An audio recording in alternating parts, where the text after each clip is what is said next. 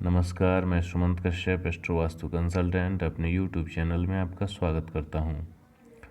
आज की इस वीडियो में हम चर्चा करेंगे कि कब जातक को तंत्र मंत्र के द्वारा या मंत्रों के द्वारा, सामान्य रूप से ये समझ लीजिए कि जब बीमारी होती है तो बहुत से गार्जियन और ख़ासकर गाँव में या छोटे शहरों में उनको लगता है कि कहीं ऊपरी बाधा हो, नज़र दोष हो, ये सब इस कारण बीमारी सही नहीं हो रही है, तो वे उस तरह से यानी मंत्रों के द्वारा या ताबीज़ वगैरह ये सब जो बाबा लोग देते हैं उसके द्वारा उसका इलाज करवाते हैं। तो क्या कुंडली से ये पता चल सकता है कि इस बच्चे को या इस जातक को इसका जो बीमारी अभी प्रेजेंट में चल रही है उसमें मेडिकल का जो ट्रीटमेंट तो लोग लेते ही हैं, साथ ही साथ हम उस तरह से भी यानी ताबीज़ के द्वारा, मंत्र के द्वारा, झाड़ फूंक से इससे भी इलाज करवाएं। बहुत से लोग इसको मानते हैं, बहुत से लोग इसको नहीं मानते हैं। हम अभी उसमें नहीं पड़ेंगे, ये जस्टिफाई नहीं करेंगे होता है नहीं होता है, लेकिन हाँ हमने ये देखा है कि ये कुछ कॉम्बिनेशन जो मैं अभी आपको इस वीडियो में बताऊंगा होने के पश्चात कई बार ऐसे लोगों में सिचुएशन आए हैं कि उनकी बीमारी जल्दी डॉक्टर को पकड़ में नहीं आती है। ये राहु का कारण ही होता है और राहु से संबंधित ही तंत्र मंत्र का जो इलाज किया जाता है, उपाय किया जाता है, वो राहु से ही संबंधित है। इसलिए मैं ये वीडियो आपके सामने रख रहा हूँ। आइए इसे देखते हैं। सबसे पहले जैसे आपने कि देखा 2018 का बच्चे का जन्म है, इस साल अक्टूबर में 2 साल का हो जाएगा। मेरे पास पिछले साल 19 में ये कुंडली आई हुई थी, तो उस टाइम इसका हेल्थ का प्रॉब्लम था। जनरली हेल्थ प्रॉब्लम होने पे ही बच्चों की कुंडली में देखता हूँ, सामान्यतः 7 साल से नीचे के बच्चों का विदाउट हेल्थ प्रॉब्लम जनरली मैं नहीं देखता हूँ। आइए देखते हैं क्या समस्या है इसकी कुंडली में। सबसे पहले लग्न के शब्लॉर्ड को देखेंगे तो चंद्रमा है और उसका नक्षत्र राहु बना हुआ है। छठे भाव में आएंगे तो राहु है और नक्षत्र शनि है। 8वें में आएंगे तो शनि है और 12वें में आएंगे तो नक्षत्र चंद्र है। कुल मिलाकर पहला भाव का छठे से 8वें से भी संबंध बनेगा, मैं अभी बताऊंगा आपको, और 12वें से बन जा रहा है।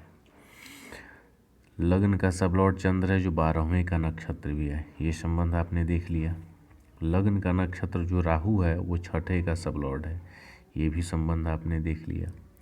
और छठे का 8वें से भी आपने देख लिया कि जो छठे का नक्षत्र है वो 8वें का सबलॉर्ड है। साथ ही साथ आप ये भी देखेंगे कि राहु का संबंध इस 8वें से भी बनेगा। कैसे बनेगा आइए मैं दिखाता हूँ।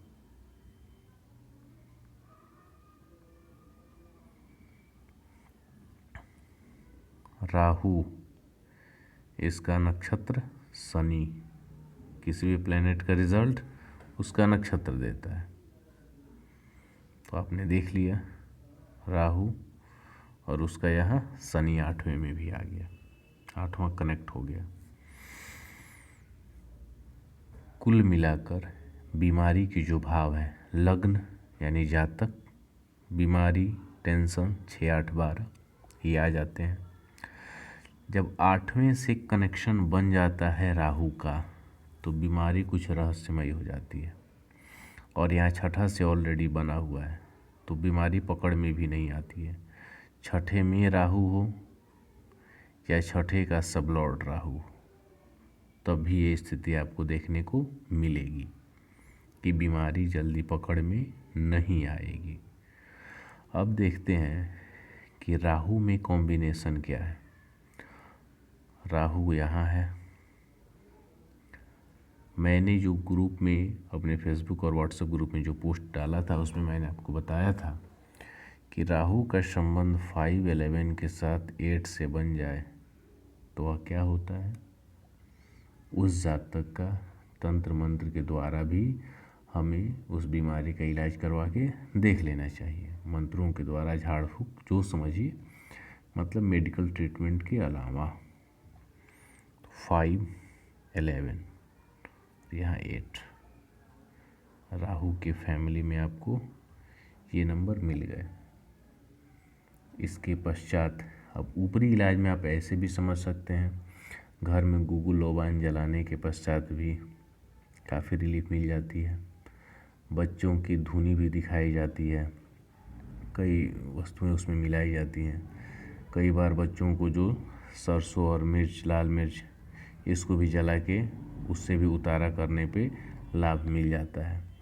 तो कई ऐसे प्रोसेस हैं जिसके द्वारा यदि तबीयत जातक का या बच्चे का ज़्यादा ख़राब है और उसमें आपको मेडिकल ट्रीटमेंट के बाद लाभ नहीं मिल रहा है तो कुंडली देख लीजिए, और ख़ासकर राहु का उसमें संबंध है बीमारी वाले भावों से, और राहु में ये नंबर बन रहे हैं, तो आप एक बार इस ट्रीटमेंट का भी फॉलो कीजिए, इस प्रोसेस को भी फॉलो कीजिए, आपको लाभ मिलेगा।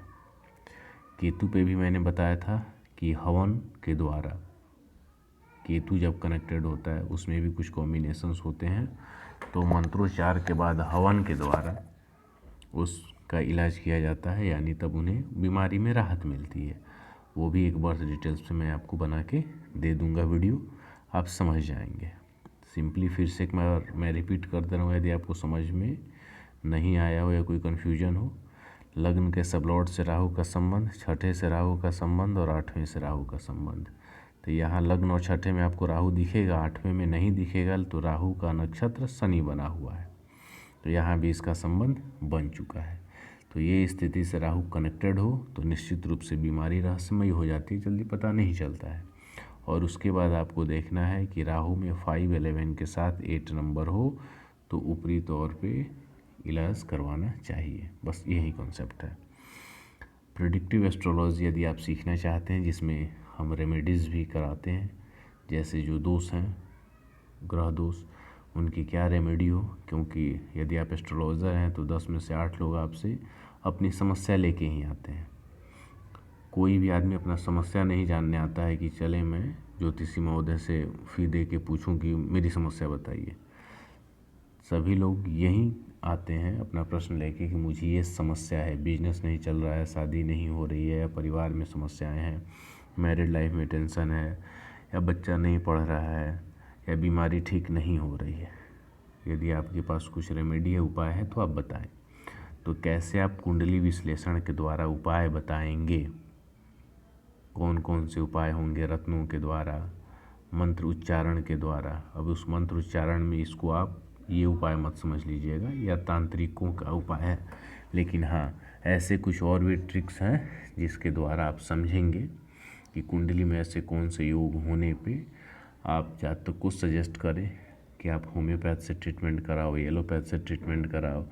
कुछ ऊपरी तौर पे भी तांत्रिकों के पास भी आप दिखा के, यानी जो निगेटिविटी होती है, दुष्ट आत्माएं, प्रेत योग, पिशाच योग, ये सब भी, इसका भी चक्कर होता है, तो उससे भी जातक परेशान होता है। ये सब भी कुंडलियों से देखा जा सकता है। इन सब के बारे में धीरे धीरे आपको पता हमारे कोर्स में बताया जाता है। जैसे जैसे समय मिलेगा मैं वीडियोस भी दूंगा एग्जाम्पल कुंडली का। यदि आप प्रेडिक्टिव एस्ट्रोलॉजी सीखना चाहते हैं तब भी संपर्क कर सकते हैं। एडवांस एस्ट्रो वास्तु सीखना चाहते हैं तब भी संपर्क कर सकते हैं। मैं कंसल्टेशन भी देता हूँ कुंडली प्रेडिक्शन का और एस्ट्रो वास्तु का, साथ ही न्यूमरोलॉजी का भी। यदि आप मेरे फेसबुक या व्हाट्सएप ग्रुप में जुड़ना चाहते हैं तो मेरे व्हाट्सएप नंबर पे, जो मैं यहाँ दे रहा हूँ, 99555792, एक मैसेज कर दीजिएगा कि व्हाट्सएप ग्रुप में जुड़ना है या फेसबुक ग्रुप में जुड़ना है या दोनों में जुड़ना है। दोनों का लिंक मैं आपको दे दूँगा। वहाँ मैं फ्री अपना आर्टिकल शेयर करता हूँ और उन्हीं आर्टिकल्स पे वीडियो अपनी यूट्यूब में डालता हूँ। बने रहिए, मिलते हैं कुछ और वीडियोस के साथ।